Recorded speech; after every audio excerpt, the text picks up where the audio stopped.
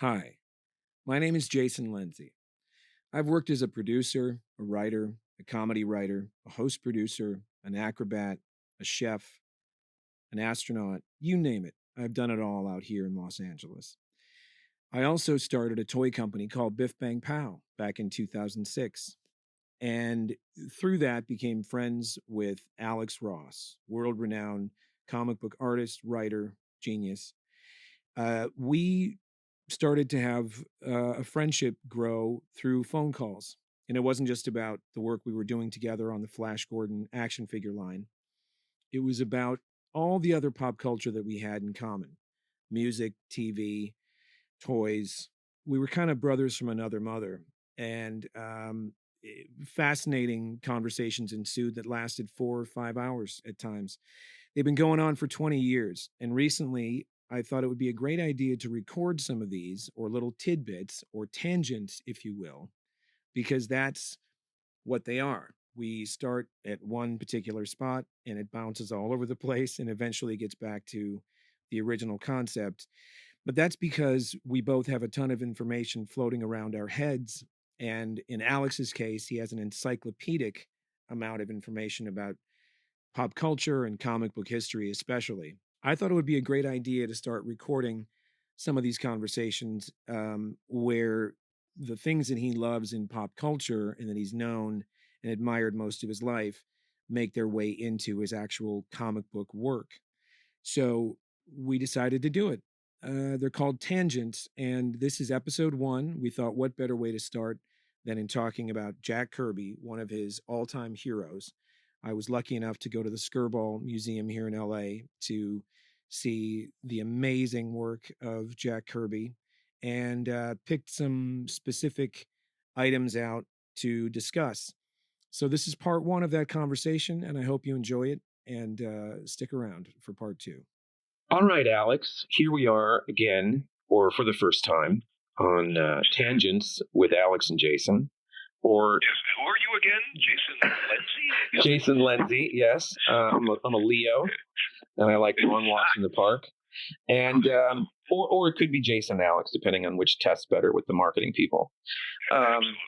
But we wanted to kick these conversations off. I think it's best to start with Jack Kirby. What a better way to start? And I was lucky last week to get over to the Skirball in LA on his birthday on the 28th of August to see the gorgeous Kirby exhibit that was there. Snap some pictures, send them to you. We've talked about some of them. But I thought we should kick this off with you getting to meet the great man in '92. Kind of walk me through that, when that was, what was happening in your life, etc. Well, I was working for an advertising agency at the time, so I did have a full-time job, but I was waiting for my proposal for Marvels to get off the ground over at Marvel Comics. So in the middle of that summer of 1992, I was looking at a future that was right around the corner where I was going to be able to quit that job and go full-time working on that series. But it wasn't 100% approved yet. So we had been back and forth, Kurt Busiek and I, who met also at that show in person, meaning I had been in touch with him for a few years at that point. But, you know, we got together in person at that show, and I'm just a guy like anybody else who's got these samples of my Human Torch story that are painted that I've got copies of that I'm showing to different professionals I'm meeting, and I'm hoping to be part of this big thing that is, you know, the world of comics, and the San Diego Comic-Con is the biggest show in the world of comics, and it was my first year going there. I was also staying, weirdly enough, with these people I knew from art school who all went on to work on Mortal Kombat. And so the gaming company they were at, they've been, you know, just building that up. I guess at '92, that must have been the launch of it or something.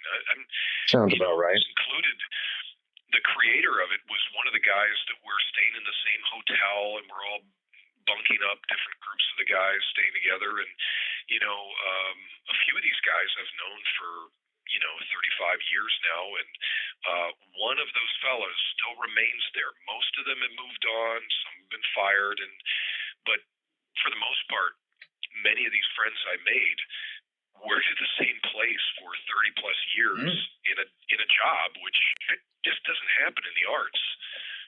Right. You never get that kind of clarity and certainty of So you made your way over. Did you make your way over to where Kirby was, or did somebody make an introduction? I forget how this went.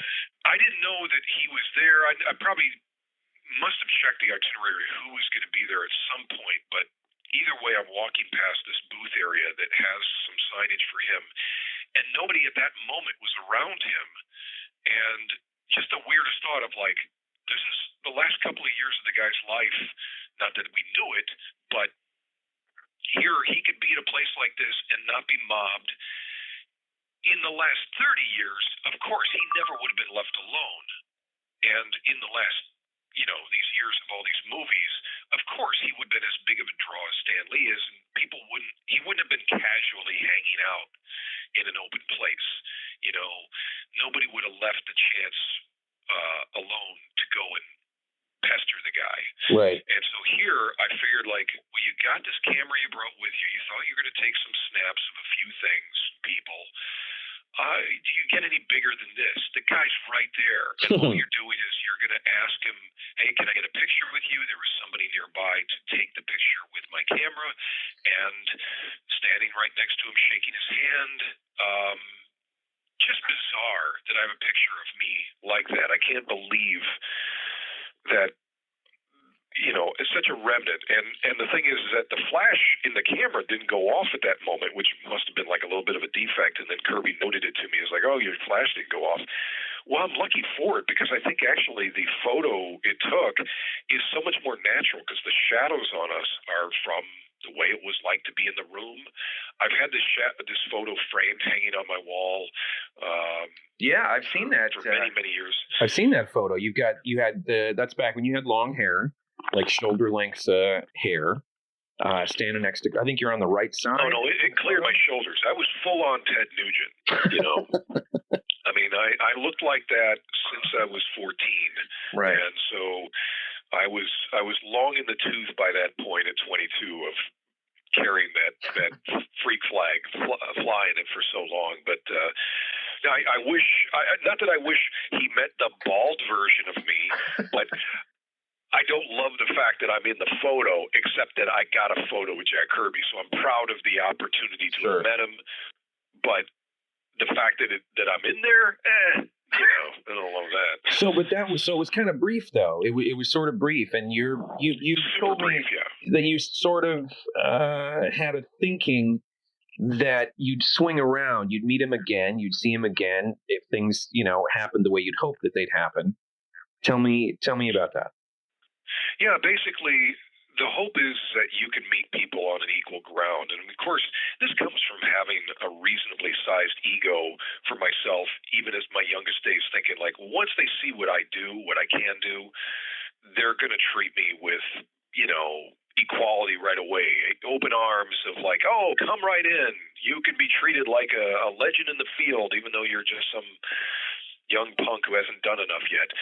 And the truth is that once Marvel's hit, it was kind of like that. I was treated like that with meeting many of the professionals in the field who were all just pretty level, easygoing gentlemen. But Kirby wouldn't be around for that. So my not taking the chance to try and pepper him with questions, I don't really know. I wouldn't have been at 22 comfortable enough to blurt out anything that I wouldn't have felt uncomfortable about in retrospect, going like, God, why did I say this? And I sounded like an idiot. I wouldn't have been comfortable in myself at that time. Right. And I probably wouldn't have been at any point in my 20s, whether or not it was 22 or 29.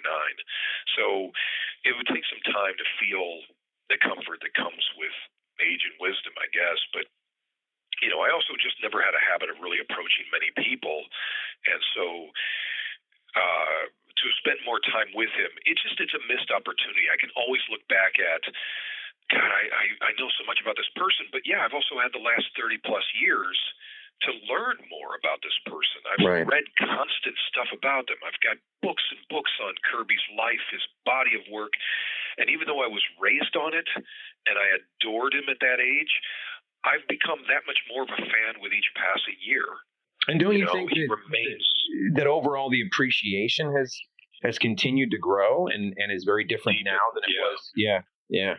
Oh, absolutely, yeah. But also what I couldn't have necessarily known as clearly what we were about to do in Marvels was that the fourth issue would be basically the big blowout tribute to Kirby because, you know, even though Kirby's there from the get-go with the introduction of Captain America in 1941, so in the first issue there's homages to Jack's work then, and then there's in the second issue we're working in both the Sentinels, the X-Men, and the wedding of Reed and Sue in the Fantastic Four. Right. All that is stuff that I'm tributing images and timeline of Jack's work. But when I'm recreating exact moments and compositions from the Galactus storyline in the third issue of Marvels, that's so much more of an immersive experience that if you told me a year in advance of that it would be almost mind-altering, that would deepen that passion for Kirby so much more to have walked in his shoes, to basically play cosplay and being him walking through his compositions, trying to make them look like a movie adaptation, which of course now we have that, but I was trying to make it in 93. And it was the proto MCU in a way, the proto motion picture world, the way you were kind of delivering. Yeah. Kind of almost feeling like, you know what, Hollywood's always going to screw this up. They're never going to put their backs into it, or they might never get around to adapting all these great moments of comics history. So I'll put my best effort into trying to realize this stuff physically in a realism veneer. And, you know, that's what part I contributed to the field for, you know, a good 20 years before cinema started to catch up with it. And nowadays my standing ground is like, well, I'm the guy that draws it the way it originally was designed to look, as opposed to what they've recast it to look like, or whatever arbitrary changes they make to the designs of these things. I'm respecting their roots more than what Hollywood decides to do. Right. You know. Well, speaking of realism, well, I was going to say, we talked a little bit about. There is realism in Kirby's work and the earlier stuff that we had discussed. But when you get to some of the, I keep getting this wrong, the way I'm trying to word this, the stylized sort of way he's delivering faces and he's drawing faces. But you told me something interesting about a particular aspect of, you know, something that was repeated in a lot of his work. It was the piece that I sent, the Boys Ranch piece. And the handsome blonde hero fella. But this is a great story. I'd love to hear this theory of where it's. Well, it's a weird story. It's there's a character, one of the lead characters in the Boys Ranch comics from the 1950s. One of the favorite things Jack worked on was a boy. Let's say he's 13 or 15, but he's a boy called Angel who's got long shoulder length blonde hair, which is very odd in the 1950s, but and I can't even remember the context of that comic. Like, was it set in the past or was it set in the present? I can't remember it honestly right now.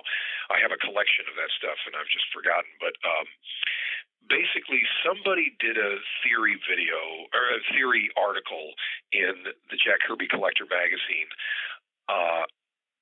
presuming that Jack had this sort of mission in a weird way to recreate this life of a blonde man that he felt was inspiring all of his blonde, long-haired characters. That includes, of course, Thor, Icarus, Captain Victory, and so many others. It was a constant repeated thing in Jack's work that this was a lead man archetype. And what was the root of that? And so they theorized that Jack's experience in wartime, where he was serving in Germany, he was part of Patton's army, and he was a scout, an advanced scout that they would send ahead. And because of his art ability, he could draw locations that he had seen, because he doesn't have a camera with him, and There was no development equipment to be had. Basically come back and report where they were going, what they were about to run into, if there were troops or, impediments in front of them and whatever. So basically on one of his scouting journeys, there was a young person coming along on a bicycle, and I think that Jack was accompanied by a sniper that had to take him out. And that this was ultimately something that Jack allegedly, if this is an exact story, felt responsibility for this person's death. Now, how does that connect to the blonde long hair? I have to presume, as the article writer had, that this might have been a Aryan German boy with blonde hair. Couldn't imagine it was long, but however that abstracts in his mind, that it became this life that he felt a conscious or subconscious responsibility to. Sure. Just the bizarreness of he keeps working this in as an archetype in his work because this life inspired him so. And you see it in Steve Rogers and Johnny Storm and a bunch of other you characters. can't see it in Steve Rogers because Steve Rogers was invented in 41 before he even served. Right, but when he's back to there's a facial, they don't look completely different, the two, like Johnny Storm and Steve Rogers, but there's something about that handsome blonde haired sort of lead that does pop up in his stuff, in his work. Tell me about this original drawing. Oh, I'm sorry, it's actually a watercolor painting of Black Panther, like the initial design for Black Panther. You've told me some things about the original design and the face versus the mask. Yeah, obviously, it seems like such an obvious comparison of like, wow, this doesn't even compare to how great the Black Panther design seems. But, this character that he called Cold Tiger was very clearly, head exposed, clearly a black man. And, working it into the FF stories would have introduced the first openly black character in the comics. And he was going full force ahead. So just the name Black Panther itself, as to always correct the historical record, has been researched many times to prove that neither he nor Stan Lee had any reason to have based it upon the movement, the Black Panther movement, right, which pretty much comes into existence, coexisted to the time when they were naming this comic character Black Panther. So the one isn't influencing the other either way. Either way, okay. But that's what I've read. Okay. And so just the oddity of it, and of course I'm sure people have reported, say, in some cases they've accused one or the other of imitating the other, but this is often the way that life works, with the zeitgeist guiding things and an unseen hand in life. So, Jack was going straight ahead with this, clearly going to use some animal basis, some big cat basis, and then it was clearly to drive the fact that it's a black lead character with a cat aesthetic. That's not a heavy-handed cat aesthetic, because the best you're seeing is some stripes in the character's costume that he designed. Not very well done stripes to represent a tiger, not with any pattern that would flow with the way that a tiger looks like either the Tigra of Marvel's female character or the later Thundercat version. But it's something you can easily see why they would opt to, like, maybe you could make this better. And the next version would have been the open face mask, where you saw the lower part of his face. He was a black man wearing an otherwise black costume with ears and the whole thing. Another thing I've read that's important about the history of Black Panther and coexistent to his introduction was the introduction of Black Bolt in the Inhumans, is that they were part of a requested directive, again, another theory, not proof, directive of the publisher Martin Goodman saying, hey, DC's got this TV show coming of Batman, and we don't want to be sort of trumped by them having this popular thing, this runaway hit. We should get in on some of that action and have characters that embody some of that same energy as Batman does. So give me some concepts that are like Batman, and that Black Bolt and Black Panther are direct responses to that request. Is that true? No, I read it in another publication from Tomorrow's that somebody proposed that, said that's been a rumor, but I wouldn't say I can point out an interview for either Kirby or from Stan Lee that ever verified such a claim. But I feel like it's true, though.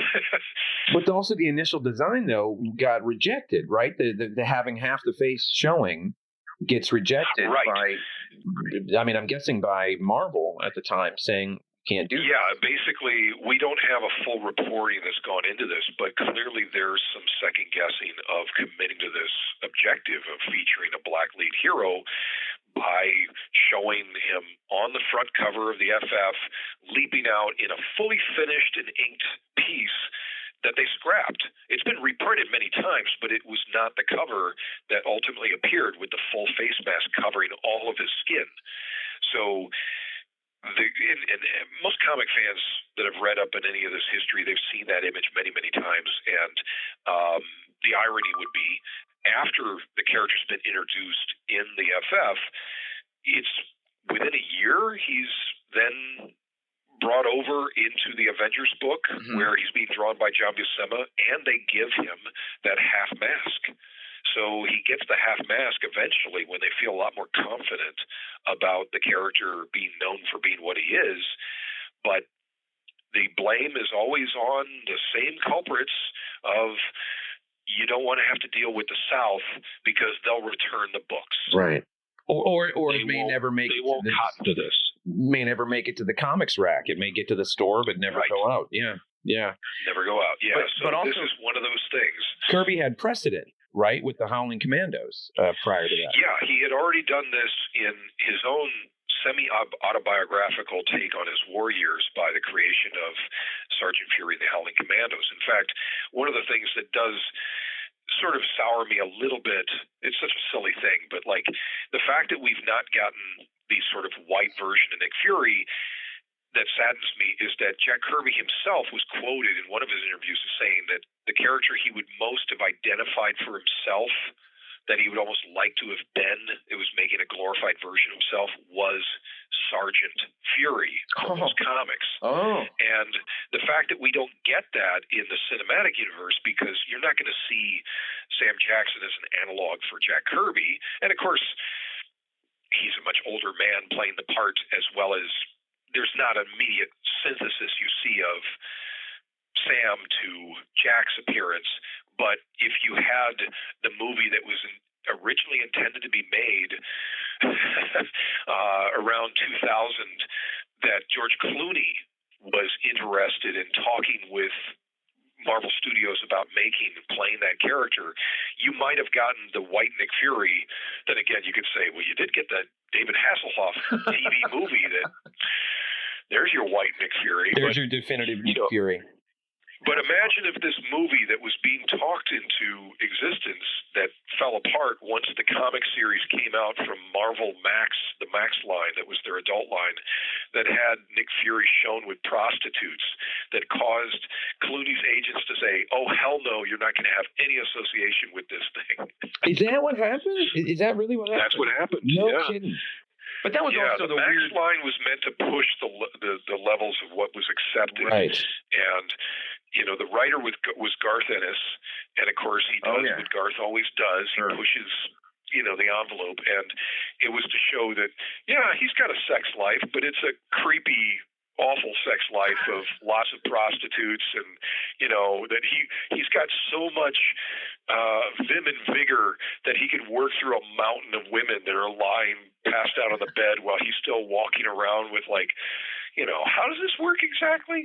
But either way, that was the thing that basically put them off, as legend has it. Interesting. Yeah. And that would have been that was early days. I mean, we didn't have that would have been right at the start of the first X-Men movie when Blade 2 and Blade 2 maybe hadn't come out yet. I forget, but we had no assurance that we were going to get the amount of movies. We had all the desire for that stuff to happen. There was a willing, waiting audience, but we still figured it's mostly comic fans. And we know that Hollywood hates us, and that they think we're not big enough numbers to drive business, so they're not going to really cater to us for too long. Right. It's like, you got your X-Men, so get over it. And it's like, oh, well, now we gave you Spider-Man. Aren't you happy now? Can you shut up and go away? Right. That's all you're getting. That's all you're getting. Yeah. That's it. And now we'll get back to making Woody Allen films and be done with you people. And that's where, I always tell the story about how Hollywood has hated the genre material that they feel like they're, being pressured into. Is like, can't we just make adaptations of plays? What is wrong with you Philistines? Until it's a big fat hit, and then everybody wants to claim the idea as their own. Here's a piece that was at the show. Here's a piece that was at the show that I was really kind of surprised was there, only because, I mean, surprised in the sense of, I can't believe I'm standing here looking at this because this is so legendary. It was the Kirby piece done for Paul and Linda McCartney. Magneto and Titanium Man was a track on Venus and Mars. It was played on the tour, the Wings Over America tour. It had a big screen behind the band that always had different bits of artwork up, and it had a big shot of Magneto, and I think maybe Crimson Dynamo was on the artwork used for the single, or the B-side, or the backside of the single. And then Kirby met them backstage at the LA Forum in '76 and hands them this piece of art that is Magneto and Paul and Linda floating up into the air out of his hand in tuxedos. When did you kind of know about this? And I mean, are you surprised that this is something? I guess it's not that big of a shock to you that it ends up in a show like this. No. And somebody like McCartney who's been given countless things over the years, I'm not at all surprised that something like that would have wound up going out of his hands, if it even went home with him, honestly. We have no idea the gift given to him at a show, even as majestic as we believe it is, really left his agent's hands or whoever's handler was at the time. We have no idea of that. The legend I know about the song is that when they would go on tour, they would always, whatever towns they were in or cities or Nashville recording or something, they'd go to the market and get supplies and food and whatever. And they'd always pick up a few comic books. And he was kind of fascinated by this stuff. And that's where the song came from. But being, Beatle nuts that we are, when did you do you remember which came first? Like your love of these characters and knowing who everybody was, and then finding out about the song? Did you find out about the song years later? Where these I think I would have learned about that song only in my 20s. I mean, mostly the catalog of Paul's work, everybody's work, is stuff that I would start to buy at that point in my life, and I don't think I had when I was a kid. It's just one of those weird, like, even when I heard it, because I had older brothers that played this stuff, so I knew the name Magneto. I just maybe wasn't positive where it all kind of came from. But I love it when those worlds kind of collide like that, that someone like McCartney is sort of, in a weird way connected to the comic book world because of something like that. I think that's... And of course, the connection here for Kirby is that, why would he care? I mean, he's not somebody who would have grown up caring about the Beatles, even though he drew he drew a cover for an issue of Strange Tales that worked in a meeting with the Thing and the Human Torch meeting the Beatles. Oh, I remember that, yeah. So he didn't draw the story inside, but he did the cover that featured, I think, just the Thing and the Human Torch in Beatle wigs.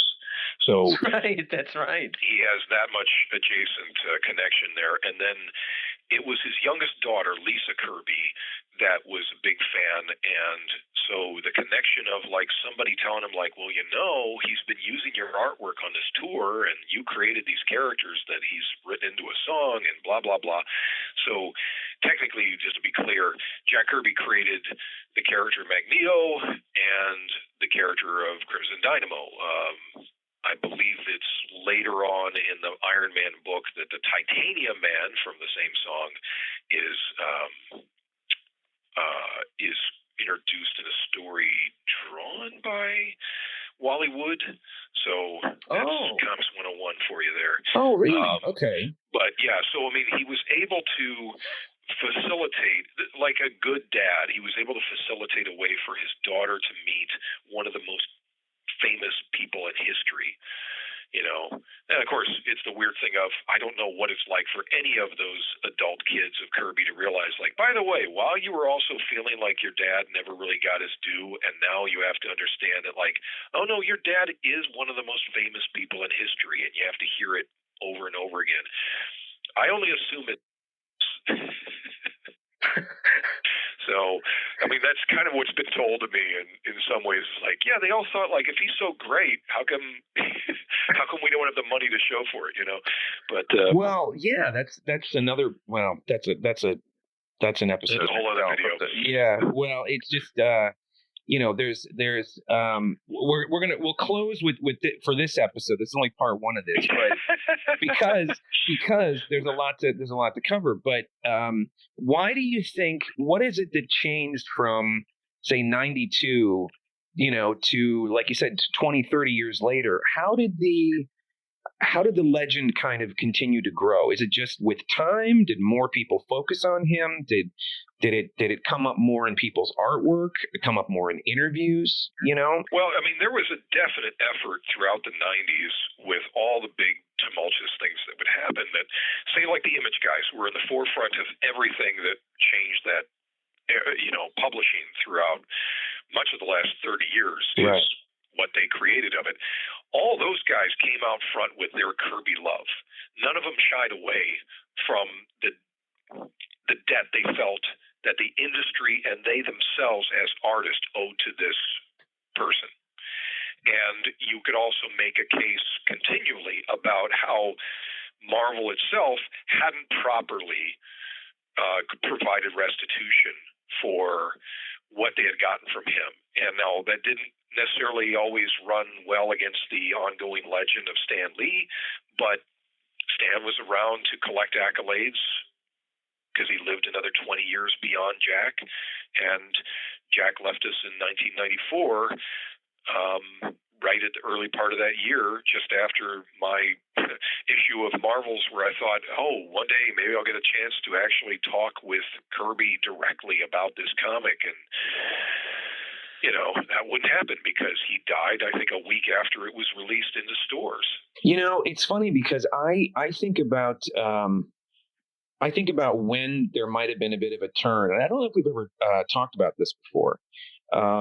Was for me, just as a pop culture thing, as something sort of changing in pop culture or an awareness, was me sitting in the theater watching Reservoir Dogs, and Tim Roth's character in it describes Lawrence Tierney, Joe Cabot's character, at one point as the Thing.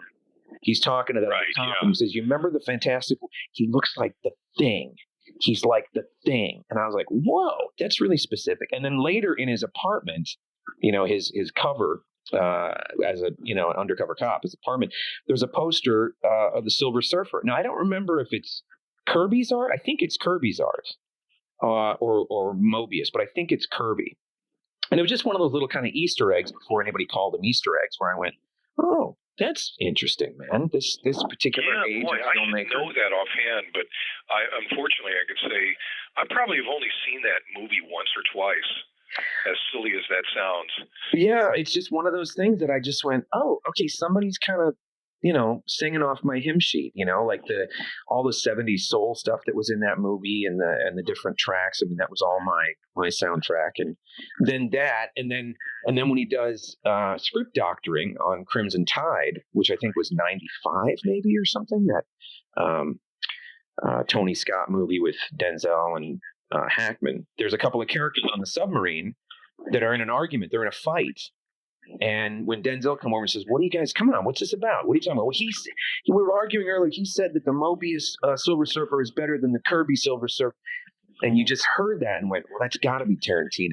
That's got to be his movie."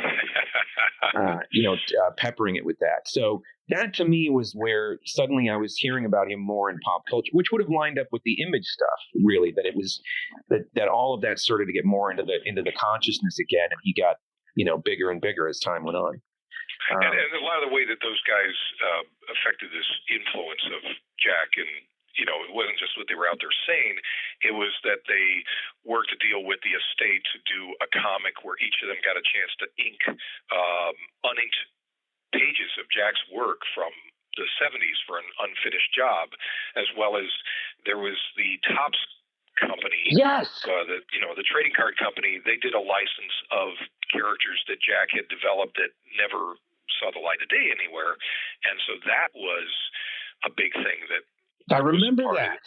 I mean, it didn't last for very long, but all these things were tried out in the high point years at the beginning of the 90s, and so there was so much attention on Jack that, would continue on for the years to follow, but those were big deal moments. Yeah, the Topps comic, something to do with dinosaurs or something to do with a weird land or something, I thought. Oh, that was something else they published. But wasn't that something to do with Kirby or no? I vaguely recall Topps comics. Okay, but I remember him being involved with them back in 93 or something, 92, 93 or something. Okay. Yeah, I mean, he certainly made this deal before he passed away, so I know he was cognizant of it for sure. Okay, well that's a good place to stop part one. That's much more to talk about, much more to come. Stay tuned, folks. Yeah, sure. So that was part one of our talk about Jack Kirby and how he's influenced Alex's work and why he's such an important artist. Part two is on its way, so look out for it in the next episode of Tangents with Alex and Jason. Or Jason and Alex. We haven't decided just yet how that's going to go.